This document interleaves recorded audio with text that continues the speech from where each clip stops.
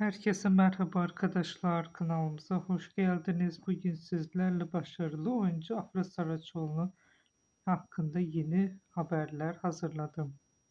Afra Saraçoğlu yeni projeleriyle gündemde kalmaya devam ediyor.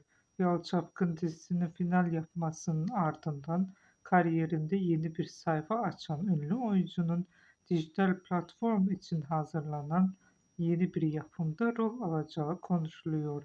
Son günlerde ortaya atılan iddialara göre Saraçoğlu yeni sezonda izleyiciliği buluşacak romantik mini dizinin hazırlıklarına başladı.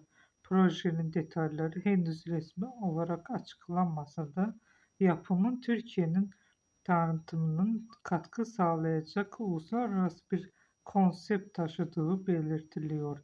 Öte yandan Afra Saraçoğlu'nun moda dünyasındaki yükselişi de sürüyor.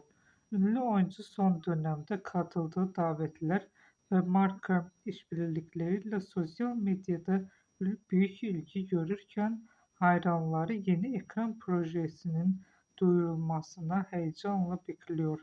Başarılı oyuncunun önümüzdeki günlerde yeni projeyle ilgili resmi açıklama yapması bekleniyor.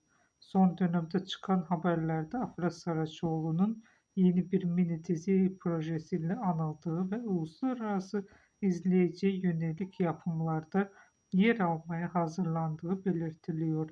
Ayrıca 2025-2026 döneminde yeni marka işbirlikleriyle ekran projeleriyle gündemde kalmaya devam ettiği aktarılıyor. Bugünlük benden bu kadar arkadaşlar. Yeniden görüşmek üzere. Hoşça kalın. Bizi izlemeye devam edin.